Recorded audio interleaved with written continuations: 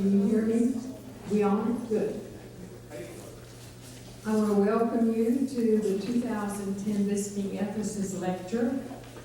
This is a really exciting lecture, and I'll try to explain to you why, personally to me. But for all of you, it's an exciting lecture because of our lecturer today, Dr. Peter French.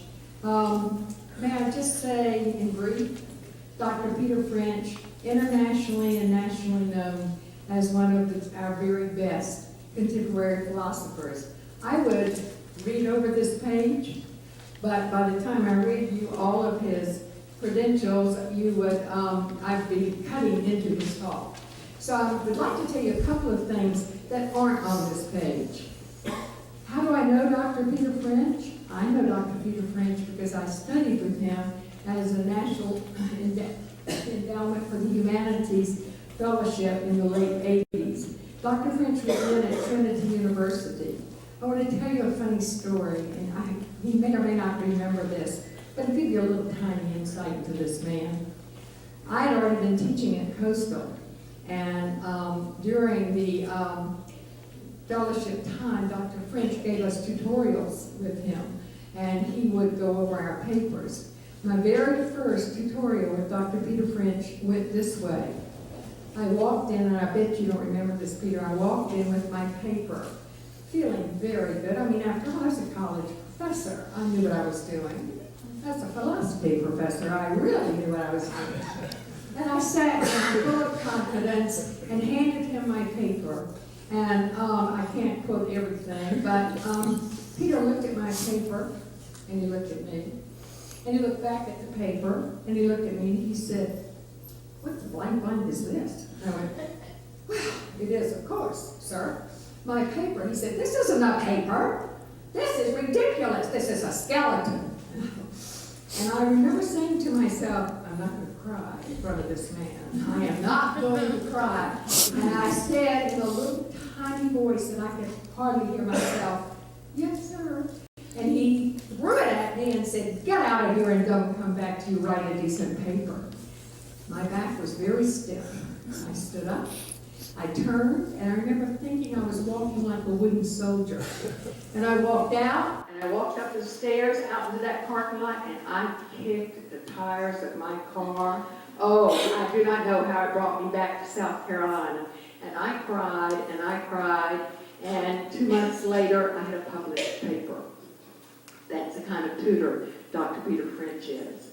I owe him a lot. He taught me a lot. He helped me to understand a lot. But I also owe him an incredible friendship that we have managed to continue despite the fact that we've both moved around in our lives and geographically through all these years. So Dr. Peter French is here, my dear friends, as a favor to me and to you to share with you his incredible insight. And I am very excited about this lecture. I would ask that you help me welcome him as part of the Jackson Center. And I also would ask you as an audience to please commit yourselves to this hour. Please, no texting, no cell phones. If you really must leave, one of our Jackson scholars will help you out. Thank you very much. And Peter, the mic is yours. I really didn't remember that. Well, thank you. Thank you, Claudia. And I don't remember that. I'm sure I wasn't like that at all.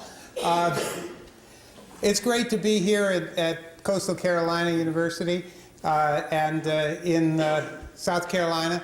And I haven't been in this part of the world for a while, so I'm really pleased to be here. And thank you for having the weather so nice. And because I come from Arizona, and it's a little warmer there, a lot drier.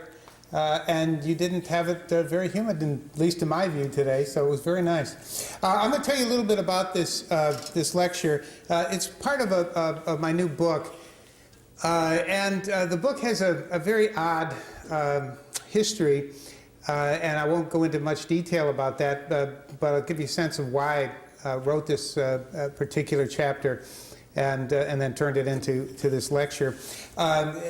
For about 2.5 years, from 2004 to 2000 through 2006, I was teaching ethics all around the world at bases and camps of the Navy and Marine Corps to chaplains who were to learn ethics for various reasons. One, because they are tasked as moral advisors to command and hadn't been doing a particularly good job of that.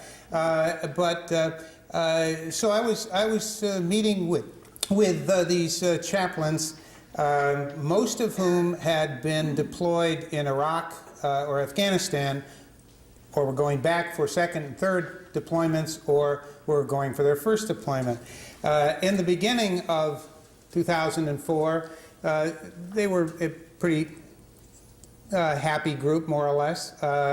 Probably not so happy to have to spend a week with a philosophy professor, but they weren't in particularly bad moods. But as the sessions progressed, and as I remember distinctly being at Pearl Harbor with a group of about 35 or 40 Marine chaplains, on the very day that the pictures from Abu Ghraib appeared in the newspaper. Now, because I was the old guy on this team of a few professors who were involved in this project, they tended to use me as a sounding board, and they would tell me all their troubles and what they were seeing. And I heard so many things that most of us have not heard, and I won't repeat, about things that were happening at the time they were happening, and about experiences that these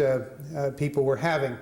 And then in the second year, in 2006, things got much worse. Most of my chaplains were seriously suffering from what we call PTSD and other ailments, psychological and otherwise, from their experiences. And you must understand, chaplains have it hard in two ways. They, up close and personal, experience certain things, and then they hear everybody else's experiences of them too, because that night or the next day or whatever, they get the stories from their units, or members of their units. So they were having a hard time. And many of them asked me to write about it. And I said I didn't want to. I finally, after a number of years have passed now, I have written about it. And the first chapter of my new book is, in fact, a memoir of those years in dealing with these folks from Iraq and Afghanistan. This, however, is a chapter in the book. It's a more philosophical chapter in some ways, because they also asked me to address certain issues, or we got into discussions about certain issues, and it became obvious these were ideal issues for a philosopher to take on. And of course, this was certainly one of them. When I called this lecture Torture, I was a little bit worried that it might be taken as descriptive. So I'm going to try not to make it too descriptive of, so you leave saying, boy, were we tortured for an hour. But you may be a little. Also, I would tell you that my new book, which is coming out this year from Cambridge University Press, I had a big fight with them about the title of the book. I had the world's greatest title for a philosophy book, and they didn't like it. And I still don't understand why they didn't like it, because I love the title. The title was Our Better Angels Have Broken Wings with the Pukin' Dogs Flying Overhead. And I thought that was just a perfect title for what I was doing. I don't know if any of you know who the Pukin' Dogs are, but they're home based up at Norfolk at Oceana, just not too far up the coast from here. But in any event, they didn't like it, so it has the rather typical academic title of War and Moral Dissonance. And I have fought with them for the longest time. And the funny end of this story, even though I didn't get to get the title changed, was they contacted me last Friday, and they said they were having a difficult time deciding what picture to put on the cover that would go with Moral Dissonance. And I wrote back and said, tough something or other. That wasn't my title. You figure it out. Well, okay, so enough of that. I want to talk about torture. This is, I'm not going to read all of this stuff to you, but this is from the UN Convention Against Torture. The United States is signatory to it. You're welcome certainly to take a look at it. It simply makes clear that what torture means, and again, the point that I'm making there, and we won't dwell on it, is that we are signatories to it. Through the centuries, torture has been carried out by quite a number of different cultures. Some interrogators, though, in the process of torturing, have realized that when they're doing so to a fellow human being, that they step over a threshold, some sort of point where they've hit something that seems to them even to be evil. And it weighs very heavily on some of their consciences. And that is even despite whatever directives they happen to get from their superiors or even from those in charge of the political structure. And so one in particular is Alicia Peterson. She's a 27-year-old devout Mormon from Flagstaff, Arizona, just about 150 miles north of the Phoenix area. And she served in Company C of the 311 Military Intelligence Unit of the 101st Airborne. She was an Arabic-speaking interrogator. She was trained at Fort Huachuca. And in September of '03, so very early on in the Iraq War, she was assigned to prison at Tal Afar, I should say, air base in Iraq. And after 2 nights of participating, just 2 nights of participating in what we now call, or have called since that time, enhanced interrogation techniques that included, in her case, walling, cigarette burning, punching, enforced nakedness while blindfolded, and then having those blindfolds taken off, revealing that a woman was present in the cell. She refused to continue as an interrogator. She committed suicide on September 15th, 2003, about a month after her assignment there at the base. She wrote in her suicide note that she believed that her participation in torture demeaned her to the point where she could not continue to live with what she'd done in the name of serving her country. Now, I'm interested in exploring Alicia Peterson's insight. I think she got something profoundly right, though it's probably more about the victim, and that's going to be my focus, than on the torturer. But I think the torturer and the victim become very close in this whole process. I'm going to give you just a very little bit of history, just to give you kind of a context of how all this kind of got started. You can, as Yogi Berra said, you can look it up. Or I think Casey Stengel said you could look it up. Yogi Berra looked it up. In any event, on August 1st, 2002, Jay Bybee, who was then Assistant Attorney General, wrote a U.S. Department of Justice memorandum to a fellow named JeanJacques Rousseau, who was the acting general counsel of the CIA. The memorandum was entitled Interrogation of Al-Qaeda Operative. It's interesting, in the various memos and emails and so on that go back and forth, Al-Qaeda becomes spelled with an E, sometimes spelled with an I. I don't think they could get it straight until maybe a year or two ago. At any rate, the operative they had in mind was a guy named Abu Zubaydah. And the memo listed 10 approved torture techniques that they could use on him. And these are the 10 techniques. I'm not going to dwell on them very much. They're tension grasp, walling, facial or insult slap, cramp confinement, wall standing. There's some pictures of how this is done. Sleep deprivation, insects placed in a confinement box, and waterboarding, the one you've heard probably most about. Bybee noted that the techniques, or Bybee rather, noted that the techniques are designed to show a person that his physical space can be easily invaded by the interrogator. I'm going to suggest that's not really what they show or what happens. It's something besides physical space being invaded. And he allowed 11 days of forced wakefulness for this particular prisoner. The insect in the confinement box, everybody wonders, what in the world was that all about? Well, it turned out that somebody had heard, or heard from somebody who heard from somebody else, that Zobaida was afraid of insects. So they chose a caterpillar. And I have no idea why or whether it worked. Apparently it didn't, but in any event, they used a caterpillar. Waterboarding, and this is somewhat important, according to Bybee, causes, and this is a quote from his memo, suffocation and incipient panic and the perception of drowning. So he knew what he was talking about. And if 40 seconds on the waterboard, again this is quoting him, was not successful, then permission was given to keep repeating the procedure.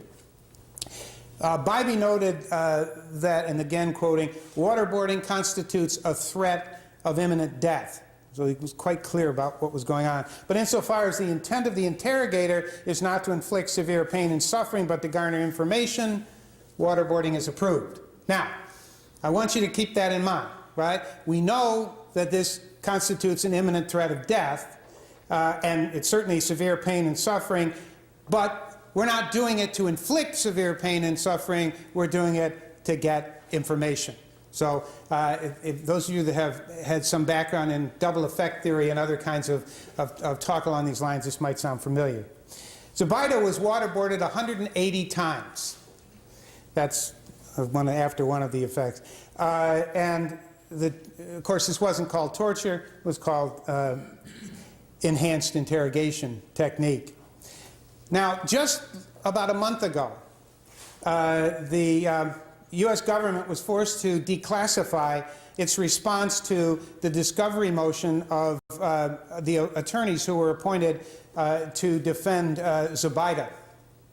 And this is what they said in what they finally had to disclose. And I'm quoting again, they're not contending that at the time of his capture, Zobaida had knowledge of any specific impending terrorist operations, or that at the time he was apprehended, Zobaida had knowledge of specific terrorist operations being planned or executed by persons or groups. The U.S. government does not contend that Zobaida was a member of Al-Qaeda. In other words, now they admit that he had nothing to give them, but he had 180 waterboarding episodes. Well, another part of the history, who used waterboarding in the past? I'll just quickly run through this. You've all heard of the Spanish Inquisition. The U.S. Army actually employed it in the Philippines, but the people who did employ it or ordered it, a general and a captain, were both court-martialed for employing it.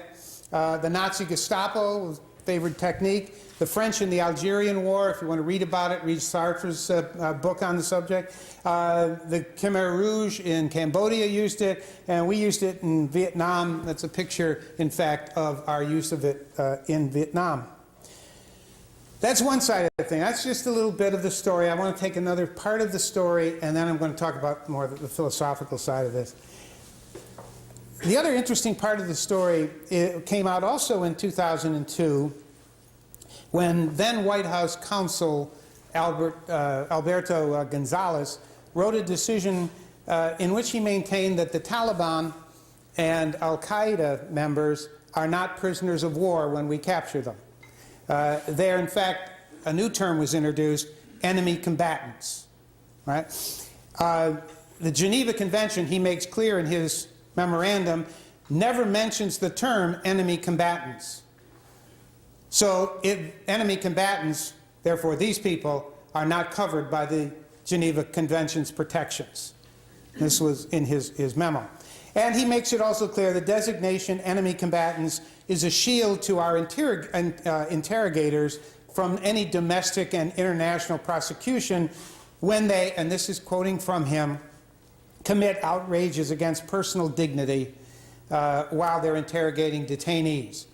Two terms really come into place here that entered the lexicon with this memo. One, the enemy combatant concept, and then also alternatively calling them detainees. Notice they're never called prisoners of war. All right? Enemy combatants were collected, as you may be well aware, and warehoused in sites at Abu Ghraib, in Camp Delta in Guantanamo Bay, in Bagram in Afghanistan, and in black site facilities in countries throughout the world. And all of those were primarily set up for interrogation, not to house prisoners per se. And as I said, the captives here were called detainees or enemy combatants. They were never referred to as POWs, and certainly never as as prisoners who might be associated with having been convicted of some penal offense or something of that sort. And that's very important in terms of the semantics of this whole process. Because as Ken Kipnis said, places like Abu Ghraib and Guantanamo were the legal equivalent of outer space. As far as the status of these detainees were concerned, and then therefore the techniques that could be used to try to gain information from them.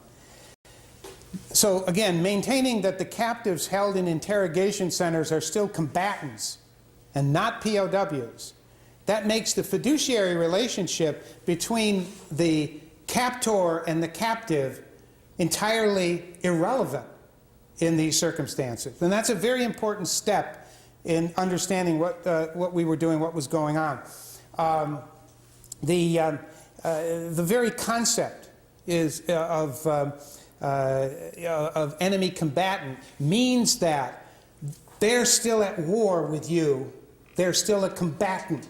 They are not a prisoner of war. Prisoners of war have a certain set of protections. They're no longer considered combatants. And they fall into that category of non-combatant. Being a combatant, an enemy combatant, means you can do things to people that you can't do to prisoners. It's a very important step in, you might say, legalizing the interrogation process. Now, enough kind of the historical background, and I can talk about that with you at some point in the future, but I'd like to kind of take this into where I'd like to go philosophically. There are at least two kinds of torture, historically. What we call terroristic torture, the kind of thing I suppose you might say that little kids like to do with flies, you know, pulling wings off for the heck of it and stuff like that. And then interrogational torture. The U.S. has claimed consistently that it never terroristically tortures. And in fact, they use the term torture only to mean terroristic torture throughout the past 8 or 9 years of American executive organizations. Interrogational torture, however, will become terroristic torture if the interrogator doesn't stop once the detainee has divulged information. That is, another round of waterboarding for good measure is terroristic. It's not interrogational. And in order to sort of cement that, Donald Rumsfeld, then Secretary of Defense, made it clear that the interest of the country, or of at least of his operations in the Pentagon, is not in trying and punishing these captives. It is, in fact, finding out what they know, and trying to be very clear about that. Now, there's an interesting issue about why this was going on, and it has to do with all of us. And I think it's something that we need to sort of remember and be aware of. The United States, since Vietnam, has become very much opposed to the use of our forces that might result in their deaths. That is, we don't like to see caskets coming back from battlefields. We don't like to see body bags. We don't like to read in the paper about the count of the dead. This has changed radically our strategy in fighting any future wars. And it's become a major part of the developments in the Pentagon and in its associated organizations like DARPA to try to figure out how to fight wars that don't produce American casualties, because the American people just don't like it. In fact, for a while, you didn't even get to see the caskets coming back from Iraq. So, with this in mind, what has happened is we're trying to figure out how to fight wars with robotic means and other technological means. You've heard about the drones in Afghanistan, and we have all kinds of other things we're working on. My center happens to work on national security issues and various kinds of emerging technologies, so I've heard about all kinds of stuff that you don't even know about. But the idea of most of it is how to prevent American casualties while still prosecuting a war. The problem with that is that if you don't have human beings on the ground, you don't often know what you're hitting, what you're attacking, who you're killing. Therefore, intelligence is a very high level of importance. So if we want to fight engagements at a distance and use robotics and other technologies to do it, we need to have the best possible intelligence of what's going on out there. Otherwise, your drones end up killing a whole bunch of innocent people in a village in Pakistan or a village in Afghanistan, and all that does is it makes those people and their relatives, not the dead ones of course, but the relatives and the people in the community and so on, angry, and you don't get very far in what you're trying to accomplish. So you need sources of good intelligence, actionable intelligence. Where do you get it? Well, unfortunately, we don't have people on the ground, so you have to collect them and you have to try to get it through interrogation. So interrogations of captives becomes a primary source of intelligence in order for us to fight the kind of war that the American people want us to fight. You have to keep that kind of in mind. Now, the captives who possess useful information are unlikely, certainly unlikely to willingly tell us what they know, because doing so would obviously jeopardize their missions and their position in their particular units. And so coercive interrogation techniques, though they're prohibited by US and international law, and we signed the UN papers regarding that, right? We're on record, was nonetheless sanctioned by the Bush administration.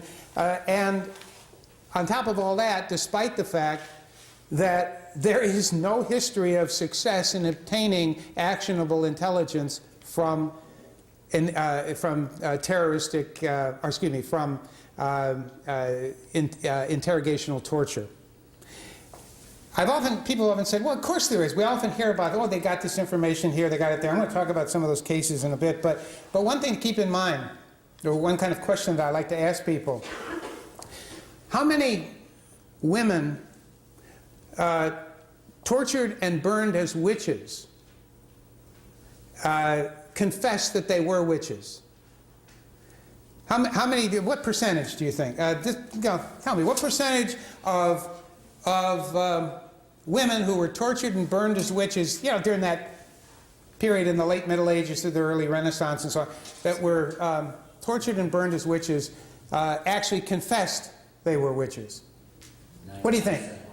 How many? Almost all of them, 96%. Right. And they didn't just confess, hey, I'm a witch, burn me. Right?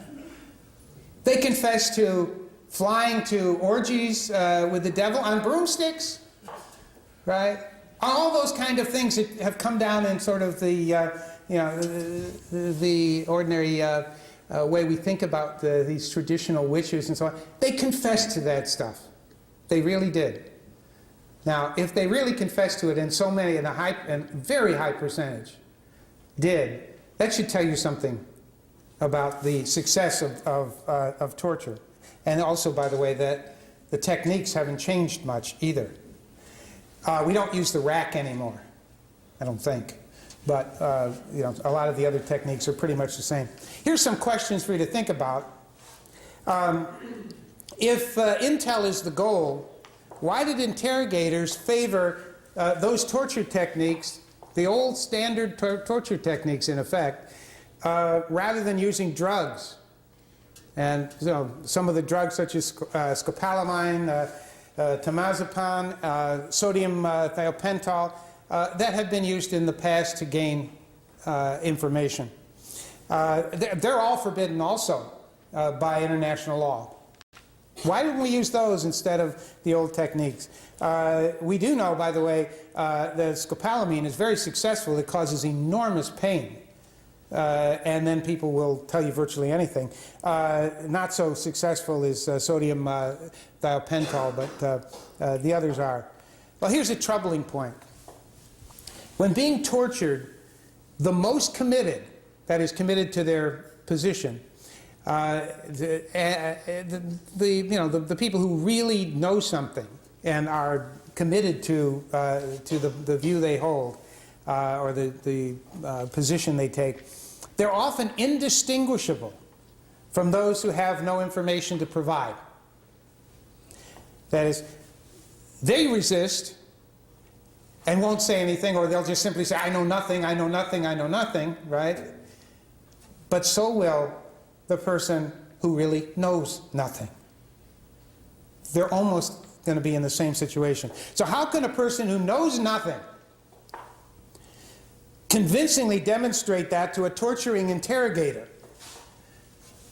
Surely not by undergoing more and more torture. There's a deeply difficult epistemological problem on the part of the torturer here, the interrogator. Interrogators are likely to get identical answers from both the committed and the innocent. That is, as I said, I know nothing. Those are the most, that is, those who are most severely tortured, and this we have a history of, we have some ability to show this, typically are those who have nothing to say, because they really do know nothing. So here are some moral concerns. When has an interrogator exposed the innocent to enhanced interrogation techniques long enough to know that he or she is not withholding information? How much pain and suffering is it morally permissible to administer in such a state of uncertainty? At what point in a state of uncertainty should you ethically say, enough, I'm not going to do it anymore? Alicia Peterson had a few views on that subject, obviously. Suppose that a detainee has suffered through days and nights of sleep deprivation and still insists that he or she has no knowledge of the sort of information being sought by the interrogator. Should the interrogator now ratchet up to waterboarding at the next session? How do you know? How do you know when to do that? Now, I mean those as rhetorical questions. I'm not asking you to give me answers to them. I want you to think about it, hopefully. But it's a sad commentary on the moral state of the United States' interrogation center approach and its identification of those in warehouses as outside the boundaries of, or the moral boundaries of the established categories of prisoners of war or even convicts, that too many Americans, particularly those in government positions, thought they could answer those in a nuanced fashion. I'm not sure any of those questions can be answered at all, let alone in a nuanced fashion. But people always bring this one up, the ticking time bomb scenario. And if you have heard anything in the talking heads on television stuff, this has come up whenever torture gets mentioned or interrogational techniques are mentioned. There's a very simplistic version of it that everybody is sort of aware of, and I'll just give you a quick account of it here. It's that, there's a terrorist, a planted nuclear time bomb in the heart of an American city. We don't know in which city or where in the city it's planted or when it's set to explode. We have in custody the person who planted the bomb, but he refuses to answer any of our questions. Should we not be morally permitted to torture him until he reveals the location of the bomb so we can prevent the deaths of hundreds of our fellow citizens? Sounds very persuasive. It's a very, you know, it persuaded a whole lot of people in the discussions that we've had about this. So what's wrong with the ticking time bomb scenario? Well, let's think about what the scenario is supposed to do first. The strategy is to get torture prohibitionists, that is people who want to prohibit any kind of torture, to concede that there's a case in which torture is morally permissible. And that would be to prevent a catastrophe. You know, a nuclear bomb, dirty bomb exploding in a big American city. If a prohibitionist will admit that torture in that case is okay, then you've got them on a slippery slope. And you know, you then slide them on down to the admission that most uses of torture are in fact ticking time bomb scenarios. The argument is that terrorism is constant threat of catastrophes, so torture used to try to gain actionable intelligence of the plans of terrorist groups and their locations always should be morally permitted, even if it means torturing the innocent. That's what the ticking time bomb scenario is supposed to get you to agree to. However, it's a cheat, and you should have recognized it as such. Because in order for you to get that far, you have to grant too much. It's a giveaway. We have to accept that there's a ticking time bomb and that the authorities know there's one and that they have the right terrorist in custody and that he's telling the truth when he claims to have planted the bomb and so on and so on and so on and so on. You have to grant all of that. Unfortunately, or maybe fortunately, none of those factors have ever actually occurred historically.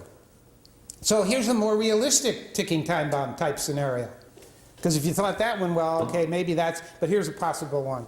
Suppose a CIA operative is convinced, or some of them are convinced, that at least one of 100 detainees in Bagram, that's in Afghanistan, might know the plans of an insurgent unit in Kabul that might include a rocket attack on government offices. Notice the way I've stated that, okay? To make sure that we don't have epistemological certainty here. But they don't know which detainee. Now, should they start torturing the 100 detainees until they hit upon one who has the intel? Suppose they don't come up with him until they've tortured 75 detainees and learned nothing of value from any of them. Why? Because they don't know anything. They have, in effect, assaulted then the defenseless. Is that to be allowed as collateral damage? That's a popular term also. When they get to the one who might know something, suppose it turns out that what he believes he knows is false. Because the insurgent group planted bad information on him because they didn't trust him in the first place. I don't know if any of you ever saw or remember the movie The Guns of Navarone. Any of you remember that? It's what happens in that movie. They know the guy's going to be tortured, so they give him this information. And he's tortured, and misinformation is all he can get. So despite what former Vice President Cheney claims, no plots were foiled by torture. Waterboarding Zubaydah, we've already seen what the government's now said about him, didn't even give up Jose Padilla, which was once claimed, because Jose Padilla was in custody 3 months before they even started torturing Zubaydah.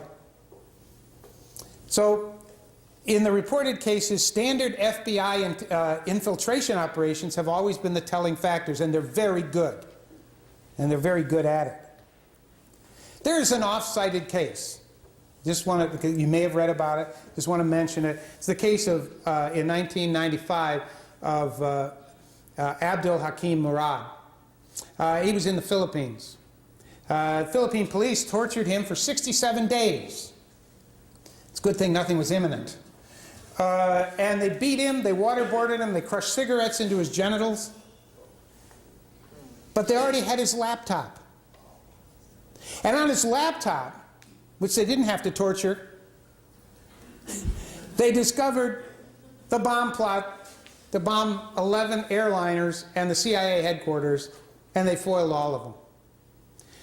Then, when he was brought to New York and was on trial, it was revealed that during torture, the details of all the other plots that he was mouthing off to stop the torture were pure police fabrications that he mimed in order to get them to stop. And none of them were actual. So the bottom line on the ticking time bomb is, in order to be persuaded by it, we must grant a ridiculously large number of dubious assumptions that make it a very bad case on which to construct moral arguments. Ticking time bomb scenario, its scenario simplicity is its flaw. And philosophers and legal theorists who take it seriously are far too ready to engage in the torture justification game. So now I can get to the big moral question. And that is interrogational torture morally inexcusable? And I think the answer is yes. But not because we think, or we can't think of a good excuse. By the way, that's something that philosophers get trapped into too. Philosophers get trapped into lots of stuff. But one of the things that they get trapped into is, if they say something is inexcusable, they think somehow now I have to think of an excuse. And if I can't come up with a good excuse, then it must be inexcusable. All right? But that isn't the issue here. It will be because there is something about torture used in that way, that is to gain information, in itself that makes it morally abhorrent. I want you to consider interrogational torture only is successful when the will of the tortured individual who actually knows something that might be valuable is removed from the control of that person. To do that is to inflict pain that's severe enough to get the tortured person to say what the torturer wants just to stop the pain. It's all about stopping the pain. From the moral point of view, it's to turn a human being from a person into a mere animal.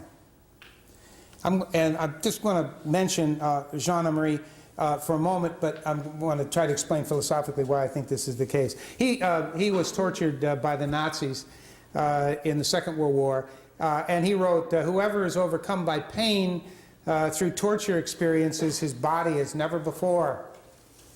In self-negation, his flesh becomes a total reality. Only in torture does the transformation of the person into flesh become complete. The tortured person is only a body and nothing else besides that. So in interrogational torture, the tortured person realizes how fragile is his or her control of his or her will.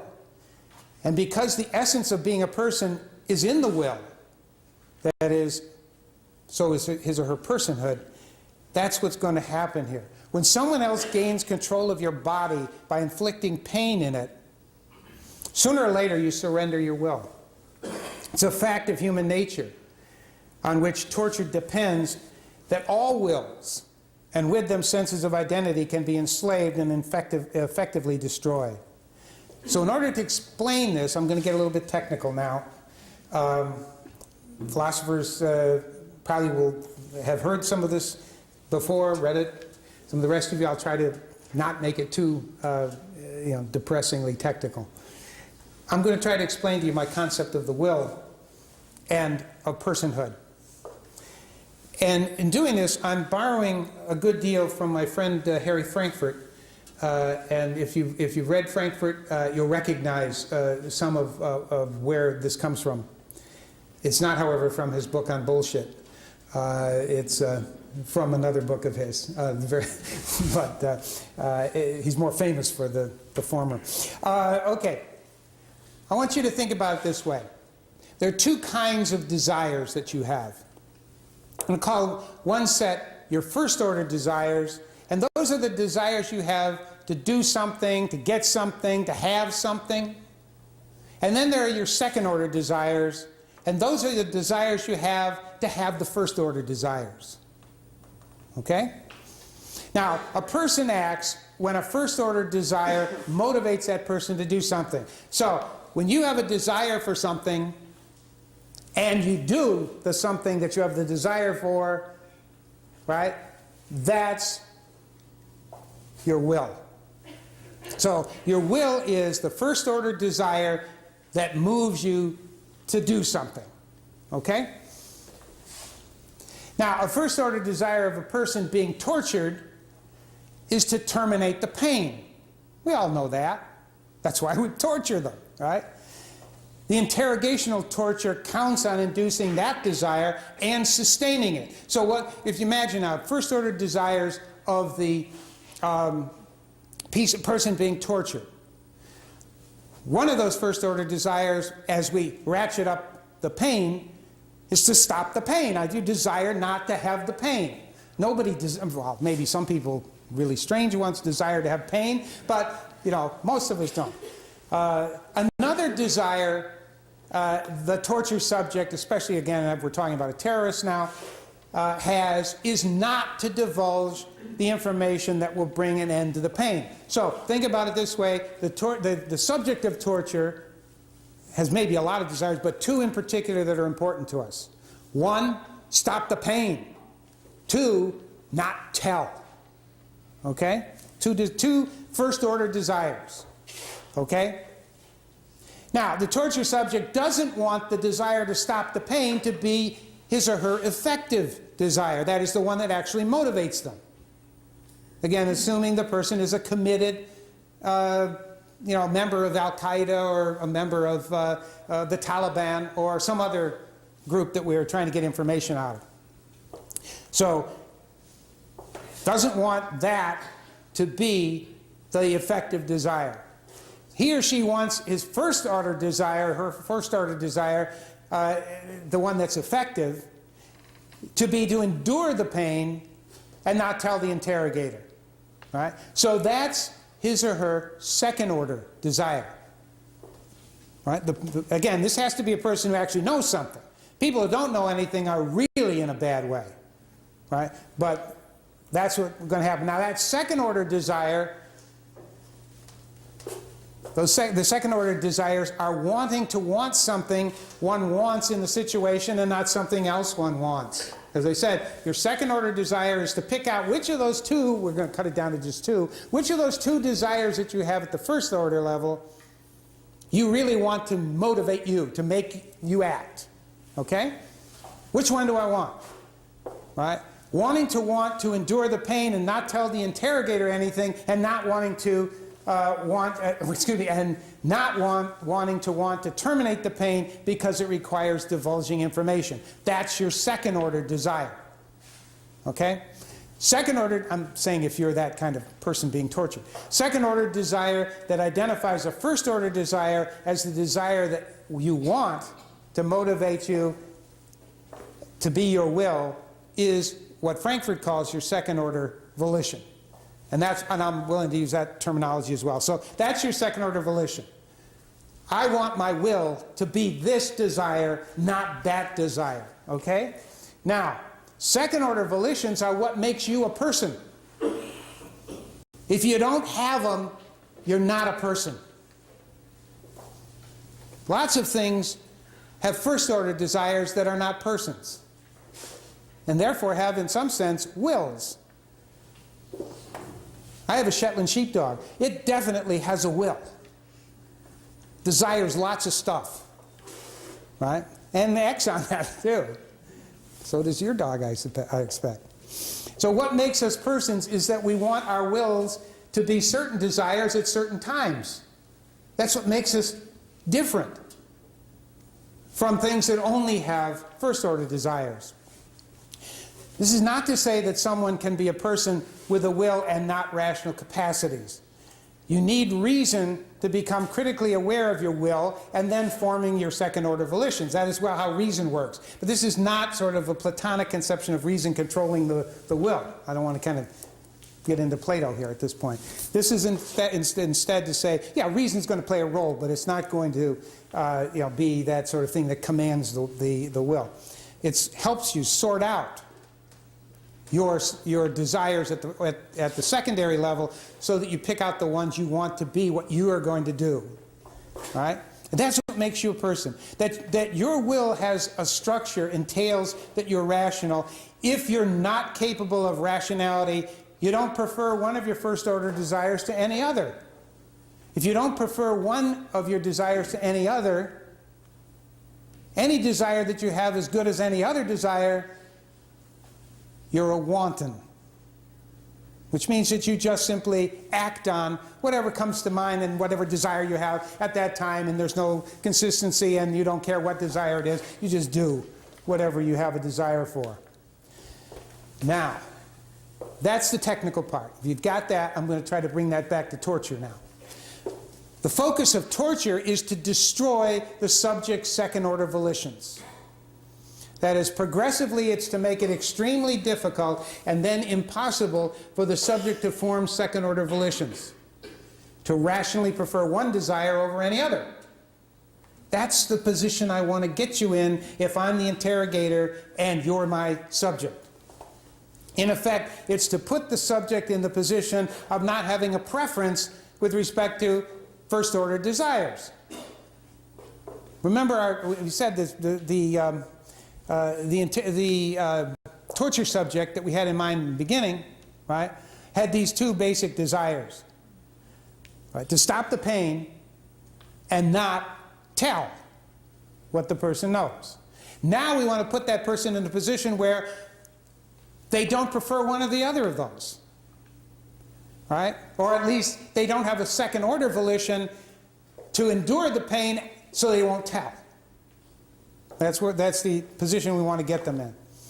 So it's, as I said, in effect, to put the subject in the position of not having a preference, to make him or her not really care what his or her will is. So the tortured, now lacking second-order volitions and having no preference among his or her first-order desires, the desire to end the pain eventually dominates. Body always wins. And that becomes the first-order desire on which he or she acts, and so if you want to call it that, it's the will at that point of that person to tell. Torture destroys personhood by paralyzing second-order volition. That's the whole point of it. That is, leaving only a willing human animal in its wake, willing to do anything to stop the pain.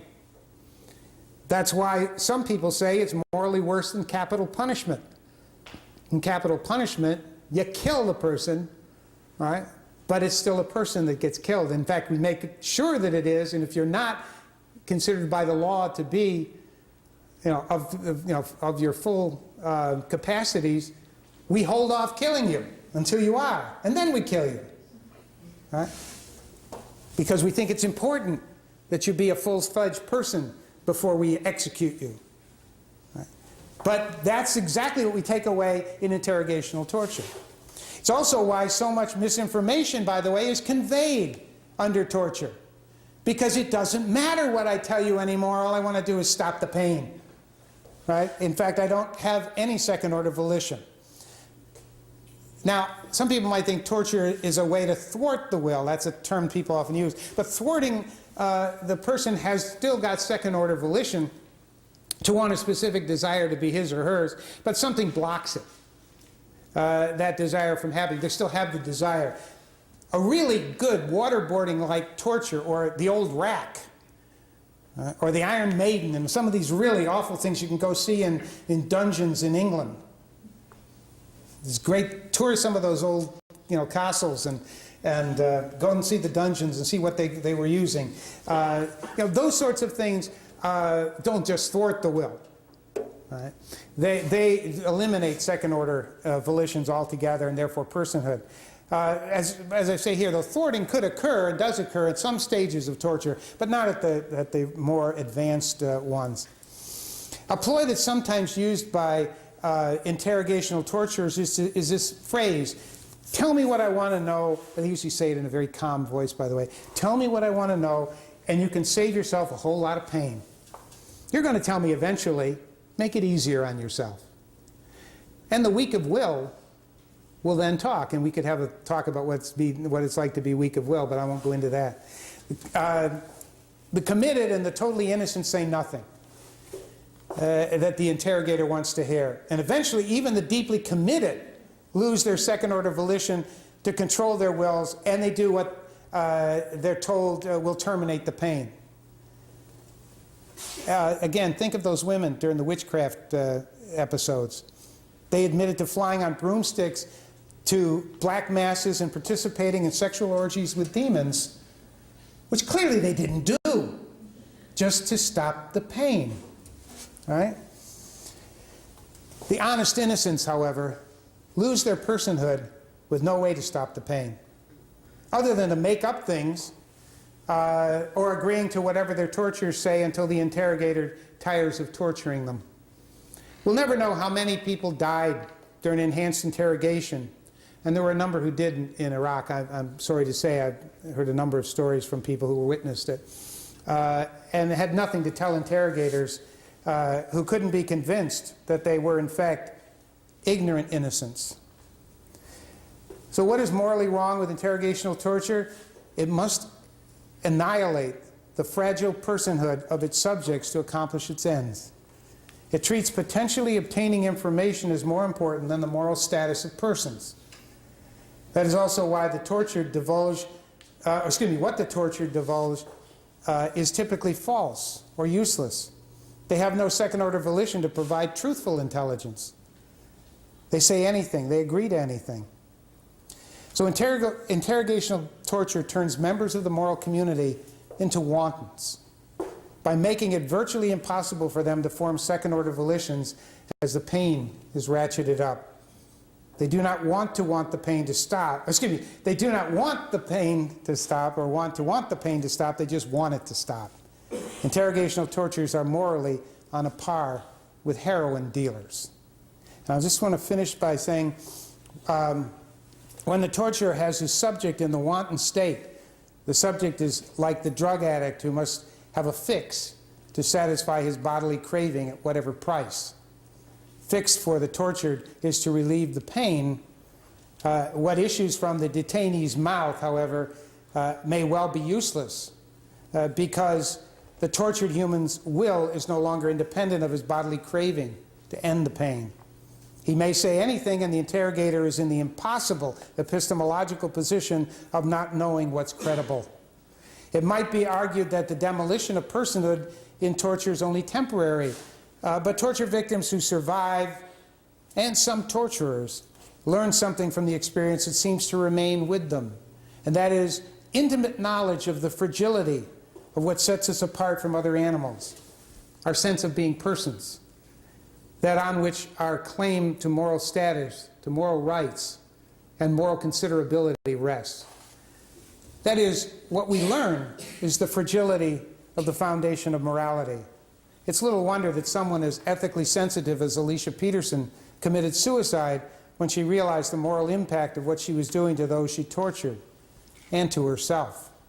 And I'll just conclude that it may also be noteworthy that a surprisingly large percentage of those who survived torture by the Gestapo committed suicide after the Second World War. They survived torture by the Gestapo and then committed suicide. And Jean Amarillo, who I mentioned earlier, was tortured by the Gestapo. He was interned at Auschwitz, at Buchenwald, and Bergen-Belsen, and he wrote, "Whoever was tortured stays tortured. Torture is ineradicably burned into him." He committed suicide in 1978. Thank you.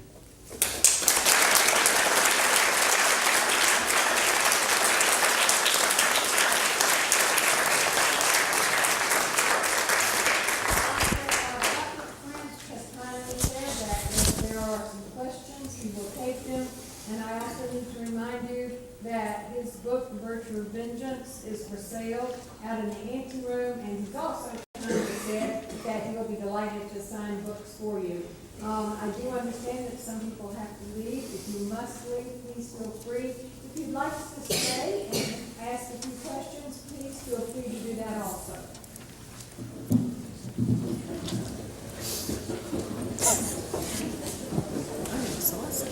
So am I.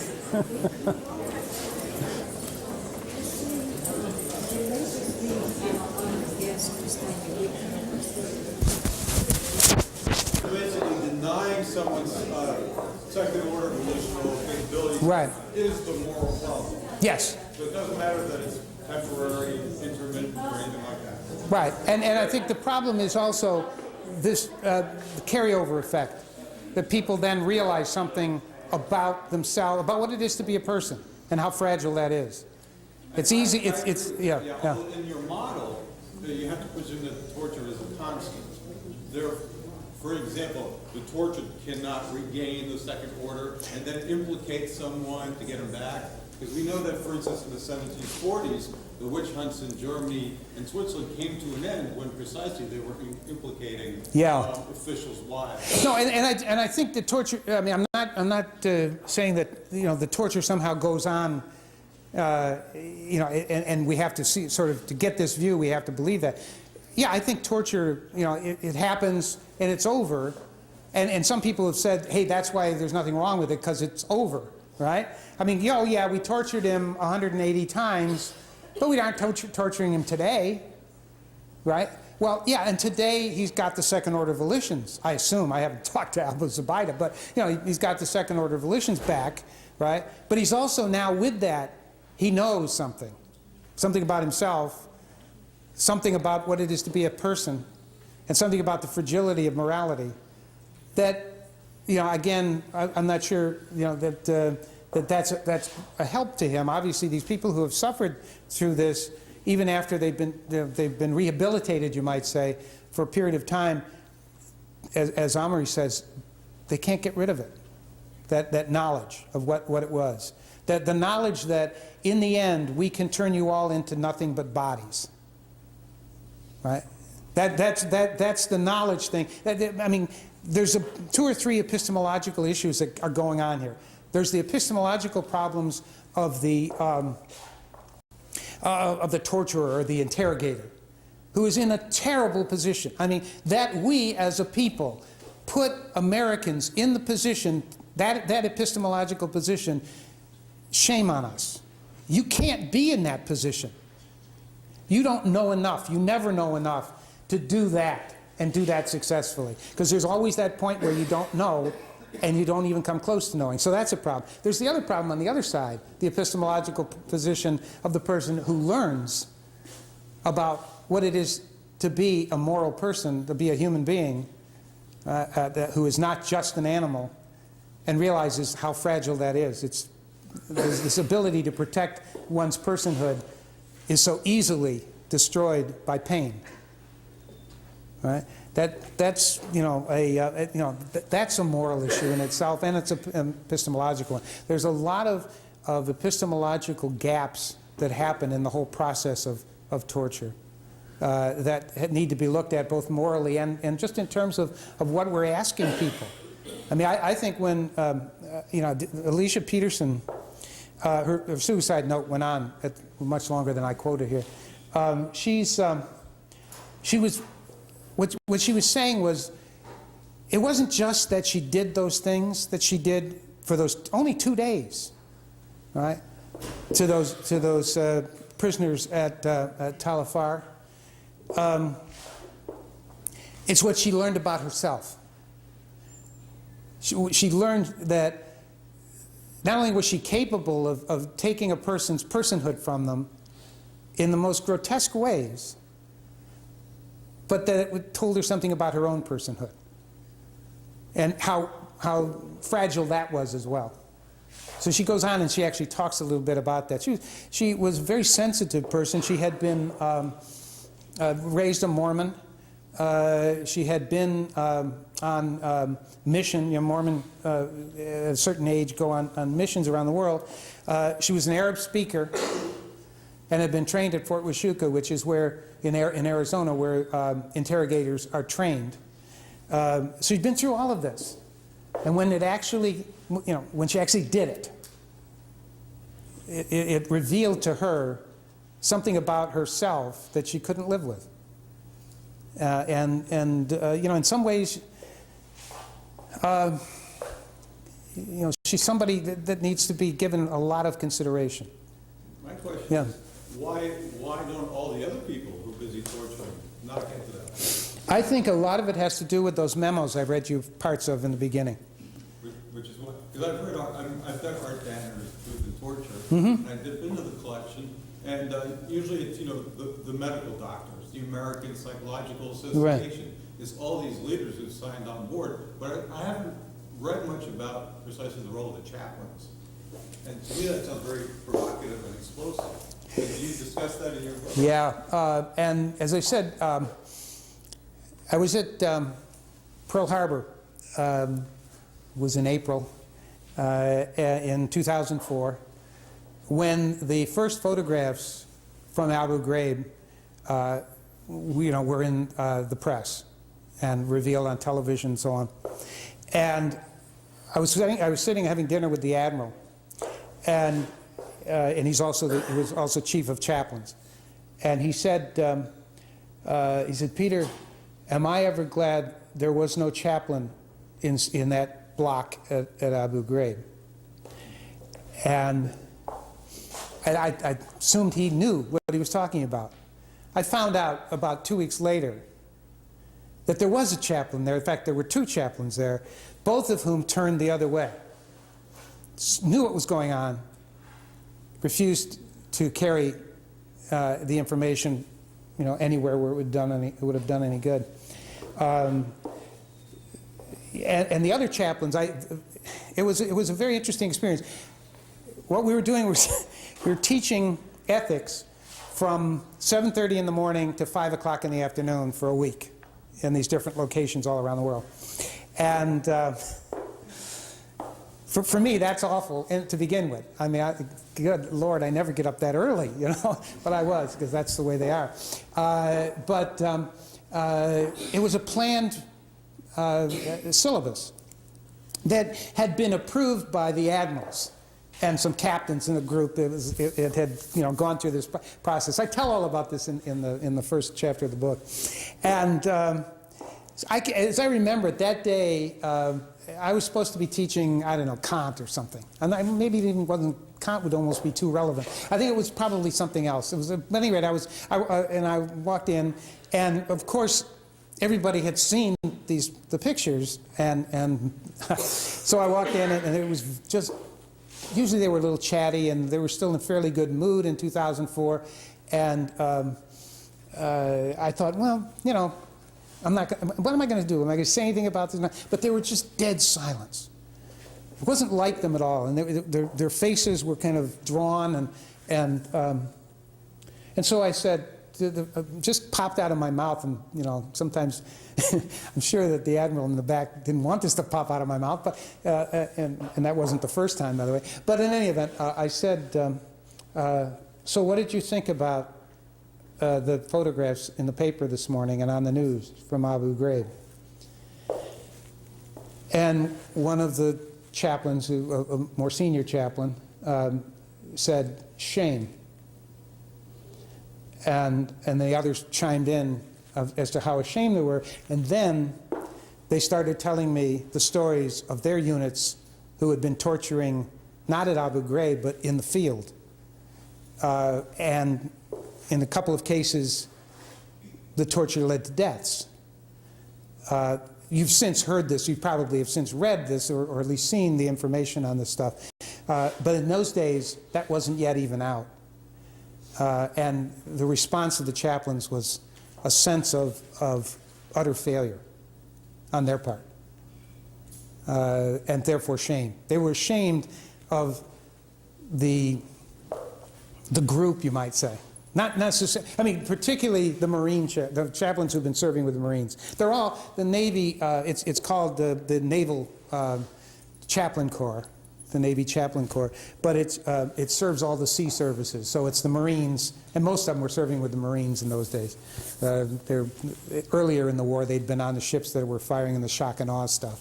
But, so most of them were in country. And yeah, it was shame. But then the story started to roll out, and the shame got great. And after that, none of the sessions after that were ever the same or as planned. Things got worse and worse in many ways. Does that, I don't know if I'm answering. It's interesting, it raises the issue, well, these activities are taking place in a social context, and the chaplains are basically they're a gatekeeper. So I guess. Well, yeah, and remember, by the way, the first chapter of my book is called The Two-Collar Conflict. And that's the memoir. And it's the two-collar conflict because on this collar of their uniform, they wear the symbol of their religion, and on this collar, the symbol of their rank, right? Or is it the other way around? Anyway, rank is on one side, and a cross or the other symbols of the different religions are on the other side. And oftentimes in the middle of discussions, and this was definitely one, there was sort of this, among the group, this sort of international way of describing their dilemma. They would grab both their collars and go like that. Right? It was like they were being torn apart. And so I saw a lot of that, and it got worse and worse by 2006. But by 2006, and I'm not going to tell you some of these stories. I'm not going to tell you any of them more, unless you badger me about it. Things, well, you can read it in the book, but things got pretty hairy dealing with chaplains. We have a question over here. Yeah. I used to be a timekeeper, but we have time for this question, and then we need to vacate the auditorium. Let me say this. I remind all of you that we have breakfast with Peter tomorrow morning, for those of you who don't know this. It's supposed to be at 9:30. It's supposed to be at 9, and Peter whines about it being so early. Yeah, That's 6 o'clock my time. I know. It reminds me, it's 3 hours difference. So we will arrive between 9 and 9:30. Breakfast will be served. You are welcome to come with your questions. It is all about a roundtable discussion. And we won't let him off until he's answered all of our questions. It's in the boardroom in the Humanities Building. And so it's there for us to bring our questions and sit down. And Peter asked me if tomorrow he could wear his jeans, and I said absolutely. Jeans and tennis shoes, and they'll all be comfortable. So that is an open invitation to all of you. And we also understand you have to sort of come and go during that time. That's okay too. We will be there from like 9:30 to about 11:30, as long as good coffee and tea and probably some wonderful sweet ones holds out. Please, Dennis, I'm sorry. No, what do you think about Alan Dershowitz's plan, or his idea anyway, about having torture warrants in post facto courts? Yeah, I think Dershowitz is wrong, frankly. He's also arguing for the success of torture, and there's just no evidence that it has ever been really successful. Well, Alvin Miguel was broken when his family was threatened. Well, to what end? Yeah, well, I mean, you're talking the recent case? Well, that was in the 80s. In the 80s? Oh, well, yeah, sure, right. I'm sorry. Yeah, right. There's also this recent case of the guy from Nigeria, but threatened the family, right? So distinct violation, as you may have read, of the UN on torture, right? That we are signatories to. So I mean, it seems to me we either are true to our word or we're not. We either do it the way the right way, or we don't. Dershowitz is looking for too many angles. He's also a ticking time bomb guy. Right, he is. And again, my view of the ticking time bomb is, as you see, I mean, fine, if it ever made any sense, but it's always grant me this, grant me that, grant me this, grant me that. It's ultimately begging the question. I don't disagree. I mean, No. I even think the utilitarian is wrong. But Right. the aspect is, one of the things I do agree with him when what he says is that it's being done anyway. And since it's being done anyway, why not have people on the record? Well, Yeah, and in some ways, the Gonzalez memo was intended to provide that cover. It was intended to say these people are still combatants. We can treat them any way we want because the locations in which we are housing them are battlefields. Technically, that's the way they think of it, or you're supposed to think of it, right? So even if they are in cells, it's a battlefield. It isn't a prisoner of war camp. And so that was the whole idea of the semantics of the so-called war on terror, and that was all to give cover, so that any interrogational techniques used by any interrogators, it might have even ended in death, as some of them did, although not, I think, well, we don't know with regard to the CIA We know with regard to the Army and we know with regard to the Marines. There are at least 4 or 5 cases. Some are being prosecuted about it. But the whole idea of the Gonzales memo was to provide that kind of cover so that you could say, well, what we're doing is not terroristic torture. We're not even calling it torture. It's enhanced interrogation. And we're not doing it to prisoners. We're doing it to people who are currently combatants. That is, people we're fighting against and who are fighting against us. It just so happens we've got them, you know, in a 4x6 cell, right? If you want to buy into that, I guess, you know, you can see what was going on. And it was really all intended to do kind of what, in a way, Dershowitz wanted to do, except they didn't want to make it public. And you know, the rendition program is, you know, there's no way morally, let alone politically, let alone legally to justify that, except if you change all the semantics. And that's sort of what was attempted. The fact is that most of us didn't pay any attention at the time. And, you know, and looking back at it now, well, yeah. Do we want to prosecute people for what they did under those conditions? I don't think so. I mean, I'm not arguing for that. And I know enough chaplains who stood around and watched people tortured and stood around and now have rather bad psychological situations themselves. Saw people killed, actually, in the process of interrogation. That I don't want to see anything more happen to them. But I do think, you know, we now know. What we know now should, at least going forward, you know, make us aware that we shouldn't be doing these sorts of things if we want to maintain the level of civility and, you know, a civilized country that we claim we are. I mean, I think that's a problem. I'm more interested in our being an ethical country. So, and definitely I think there's a problem. Whenever you take a human person and turn them into a human animal, you're doing something most obviously morally indefensible.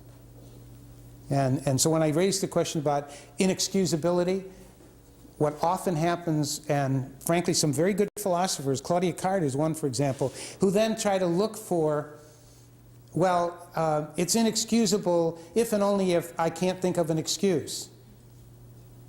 And my argument is quite the other. It's inexcusable.